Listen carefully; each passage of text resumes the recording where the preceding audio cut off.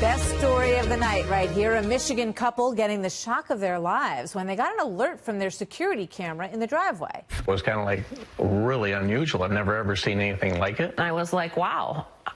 I mean, that is an angel. The photos are exactly how they were taken. I choose to believe it. I think it's an angel. Take a good look. Many, including their pastors, said that they believe this image, captured by a security camera, shows an angel hovering over the family's truck last week.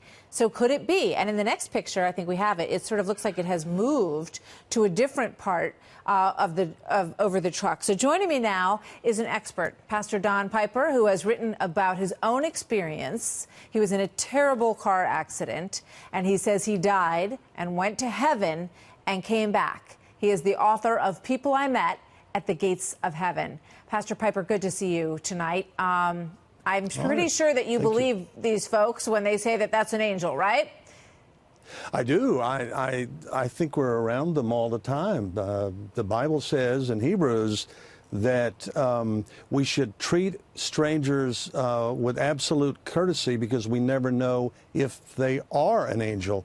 And what that says is we ought to probably treat each other better as humans, but it also says that angels are everywhere, and we may not always know who we're talking to. It could be an angel flying above our truck at any time, any place, anywhere. So this was a motion activated security camera that they keep attached to their home to look out over their driveway in their car. So they believe that the motion of this angel that they feel they saw is what set off the motion detector, and they were able to trap it on the video, which you can do if you have one of these cameras. And it's a very stunning, beautiful image that they got.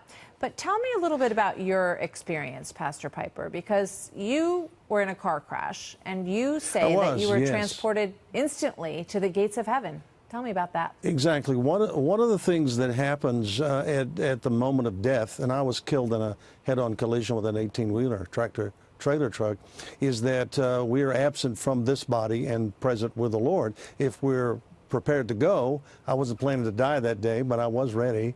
And I was transported by angels, and the Bible says in Job that we are transported to heaven by angels to Abraham's bosom, and that's another euphemism in the Bible for heaven itself. So we go there by virtue of angels. A lot of people who are with someone who's dying feel like there's a presence in the room, and usually there is. And I arrived at the gates of heaven and was greeted by people who helped me get to heaven, who preceded me in death. So I was surrounded by a lot of humans, but there were angels everywhere as well. And angels are not just little cherubs playing harps on clouds. These are robust, amazing creatures. Some have 6 wings, some have 4, some have 2, some have none. But I could hear their voices, and I could actually hear their wings. That's one of the things that was most stunning and most encouraging and comforting to me. It is amazing. And you say that when you were there, I just want to put up a graphic of the numbers of people, according to Gallup, who believe in angels. And everybody wants to believe in angels, so 72% say they do. And you can see the other numbers there. You say that everyone that you saw when you went to heaven was someone that you knew.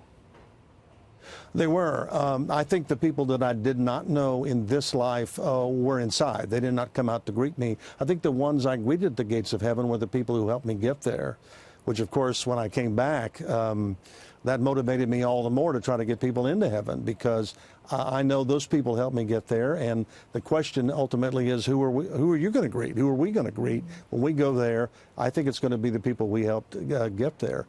There was an angel back here on earth when I returned. A man climbed in the car of the wreckage because he felt like God told him to. He prayed over the body, and I did return because a lot of people were praying for me who did not already know I was dead. When I came back, I met him 3 weeks later after I recovered enough to be conscious, and I told him, "Thank you, Pastor. Thank you for praying for me." And I found out that he prayed for me, but I didn't know he held my hand. It's an amazing story. I got to leave it there, but thank you so much for sharing it with us. Absolutely. Good to see you tonight, sir.